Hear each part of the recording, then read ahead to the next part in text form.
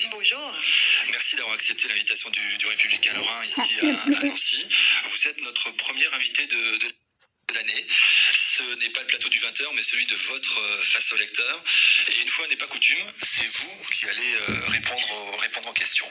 Quelle femme êtes-vous quand vous n'êtes pas à l'antenne? Comment êtes-vous devenu journaliste? Quelles sont les coulisses du 20h le plus regardé de France? Justine, Catherine, Claire, Philippe, Maude, Mathieu, 6 lecteurs de notre journal ont déterminé le sommaire de cette édition spéciale. Ils ont choisi d'aborder 3 thèmes. D'abord, vous, la femme que vous êtes, vos engagements. On va s'intéresser ensuite à votre carrière de journaliste, votre parcours. Et puis on finira par le 20h.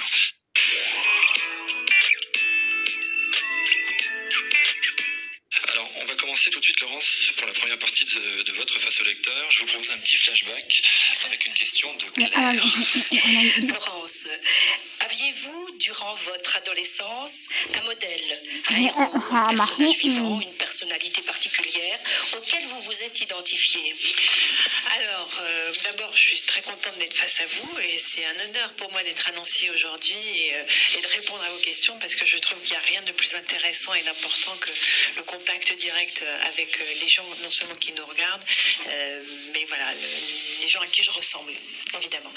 Alors, Claire, mon personnage, tu vas rire, c'était un peu Mère Teresa, mais de loin, parce que vraiment j'avais beaucoup d'idéaux d'adolescent, c'est-à-dire voilà, l'humanitaire, sauver des gens, être utile. Donc voilà, je voulais vraiment faire quelque chose d'incroyable. Je voulais être médecin sans frontières, je voulais faire de l'humanitaire, je voulais aider les gens. C'est pour ça que je me suis fait une première année de médecine, malgré moi pas très concluante, puisque j'ai raté cet examen joyeusement. Et qu'après, je me suis demandé, mais pourquoi est-ce que je suis faite au fond? J'avais un rêve qui était de médecin. Qu'est-ce que je peux faire? Et je me suis ensuite tournée vers le journalisme. Mais depuis très très très longtemps, je voulais être utile aux gens. C'est vraiment, alors j'espère que je le suis un petit peu dans le métier que je fais actuellement. Je le suis sans doute moins que si j'avais été médecin ou si j'avais été à ce point-là engagée comme Mère Teresa. Mais peut-être que de ce rêve d'adolescence, ça permet de comprendre certains de mes engagements aujourd'hui, notamment en matière d'humanitaire. Catherine souhaite elle aussi encore remonter un peu le temps quelques instants avec vous. Oui, donc je voulais savoir quelles études vous aviez fait et quel était votre parcours après le bac. Alors j'ai fait un bac scientifique puisque mon obsession c'était donc d'être médecin, tout en sachant fortement que j'étais littéraire. Donc j'ai fait cette première année qui a été absolument en termes de résultats, mais qui au moins m'a permis d'aller au bout de mon rêve et de rien regretter aujourd'hui. Et ensuite, j'ai fait une école de communication à Lyon, puisque j'étais à Lyon. Et c'est là que j'ai commencé à faire des stages dans la presse, et la presse à la fois écrite et audiovisuelle, puisque j'ai commencé à faire des stages au Progrès de Lyon, puis en radio à Europe de Lyon, et ce qui m'a permis de découvrir pourquoi j'étais faite. Et c'est ce qui est vraiment important quand on est ado, quand on a 18 ans, on ne sait pas trop pourquoi on est fait. On a des rêves, mais en gros, on ne sait pas quelles sont vraiment nos compétences et nos qualités. Et là, j'ai trouvé ce métier-là et j'ai compris que ça s'était fait pour moi. Parce que c'est un métier qui demande beaucoup de travail, beaucoup de curiosité, d'instantanéité, qui demande une capacité de synthèse très rapide, de se mobiliser vraiment à 200%, parfois en 5 minutes seulement. Donc, je crois que j'avais les compétences pour ce métier-là. Et donc, c'est ce qui m'a permis ensuite de rentrer à Europe 1 à Paris et d'y faire un parcours de 10 ans, du plus petit échelon de la rédaction, puisque j'étais au téléphone rouge quand j'ai démarré. Je ne sais pas si vous vous rappelez du téléphone rouge. On appelait la rédaction de TF1 quand on était un auditeur pour donner une information, puis journaliste, puis effectivement j'étais en charge de la rubrique santé, puis voilà.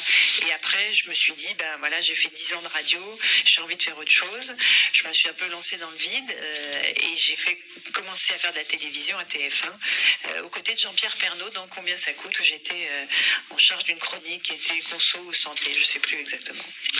Et de là, je suis rentrée à LCI, la chaîne Info, où j'ai commencé à faire les journaux du matin, très tôt, puisqu'il fallait se lever à 2h du matin. Donc ça, c'est très formateur, je peux vous l'assurer. Et ensuite, TF1, par le biais de l'émission 7 à 8, qui est une magnifique émission qu'on a lancée avec Thomas Hugues à l'époque, et que Harry présente avec beaucoup de talent aujourd'hui. Et puis après, le journal en remplacement de Claire Chazal. Justine magazine s'intéresse maintenant à la difficile gestion de la célébrité. Oui, vous êtes à la fois mère, femme et journaliste, donc moi j'aurais aimé savoir comment on gère à la fois sa vie privée et sa vie professionnelle. Alors, honnêtement, la notoriété, on ne fait pas ce métier-là par hasard. Il faut assumer sa part de narcissisme, je l'assume. Elle n'est pas démesurée chez moi. Maintenant, j'ai jamais fait ce métier-là pour être connue. Moi, j'ai vraiment eu une passion pour le journalisme. C'est vraiment... et quand je demande d'ailleurs, quand on me demande, mais vous faites quoi dans la vie, pour les gens qui ne me connaissent pas, je dis journaliste. Je dis jamais présentatrice de journal. Parce que c'est vraiment ce métier-là qui me motive, qui m'enthousiasme et qui me passionne. Donc la notoriété, elle est venue. Tu sais, quand tu démarres en radio, t'es pas connu. Il y a que tes auditeurs et encore qui ne te reconnaissent qu'à la voix. Donc c'est venu petit à petit, évidemment, avec l'exposition TF1, notamment, qui est très lourde, puisqu'on réunit des millions de téléspectateurs chaque soir. C'est arrivé en cours de route. C'est quelque chose que j'avais pas prévu, que j'avais pas anticipé, que tu n'as pas d'école pour apprendre à être connu.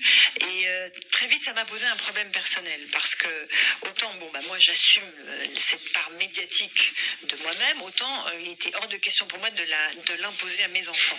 J'ai 2 enfants que je tiens absolument éloignés des projecteurs et des photographes, puisque j'estime que moi j'ai choisi mon métier, mais eux n'ont pas choisi. Eux, à leur âge, on ne choisit pas d'être exposé dans la presse ou à la télévision. Donc je me bats farouchement pour que eux ne subissent pas les conséquences de ma médiatisation.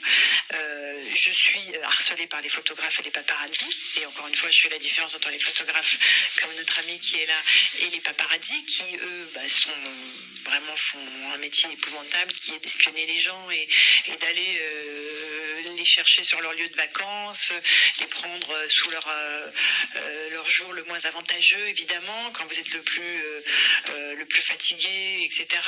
Et au-delà de ça, au-delà de la violation de la vie privée, qui est pénalement répréhensible, il y a une loi en France qui protège chaque citoyen, que ce soit moi ou vous, de la violation de la vie privée. Au-delà de ça, j'estime que ça peut générer des situations très difficiles. Moi, je me suis retrouvée il y a 1 an avec une une d'un magazine que je ne citerai pas, qui titrait « Elle est enceinte de 4 mois et demi ». Bon, ça peut faire rire, sauf que quand c'est faux et que vous avez 200 coups de fil de félicitations et que vos enfants vous disent « Maman, c'est génial, on va avoir un petit frère », vous vous rendez compte que c'est pas drôle du tout et que ça peut faire des dégâts lourds dans une famille. Donc ça, j'attaque systématiquement, je défends ma vie privée. Après, tout ce qui est professionnel, je donne 100%. Tout ce qui est parler de mon métier, parler de mon engagement à TF1, parler de tout ce qui est mon engagement humanitaire auprès des SOS Villages d'enfants, là, vous m'avez à 300%. Mais ce qui est personnel reste personnel et je n'accepte pas qu'on dépasse ces limites-là. Maud s'inquiète justement de votre quotidien. Oui, voilà, en fait, moi, je voulais savoir votre vie de journaliste médiatisée, en fait. Elle n'empêche pas votre vie en tant que femme et mère? Ah non. Alors, comme je le disais, je me protège. J'ai une vie super normale. C'est-à-dire que le samedi, je pose mon caddie au supermarché. Je fais mes courses moi-même. Les gens, parfois, hallucinent de me voir au supermarché. Mais voilà, je leur dis, oui, mais je suis en contact avec le réel tout le temps. Je veux dire, je suis pas enfermée dans ma tour d'ivoire. Je vais en vacances dans des endroits normaux. J'ai des activités normales. Donc, non, j'arrive vraiment à faire la part des choses. Mes enfants ont appris très tôt aussi à faire la part des choses entre ce qui était effectivement la vie publique et notre vie à nous. Donc non, moi je prends d'abord les choses avec beaucoup de philosophie. Je ne me prends pas pour une vedette, c'est important, même s'il y a une médiatisation lourde autour de moi. Moi je me sens d'abord et avant tout journaliste, femme, mère de famille, engagée à fond pour la cause des enfants. Donc j'essaye de rester le plus normal possible. Et mes proches, j'ai des bons copains qui me connaissent depuis que je suis très jeune, sont toujours là pour me rappeler que je suis la petite Laurence d'Aix-les-Bains en Savoie et qu'il faut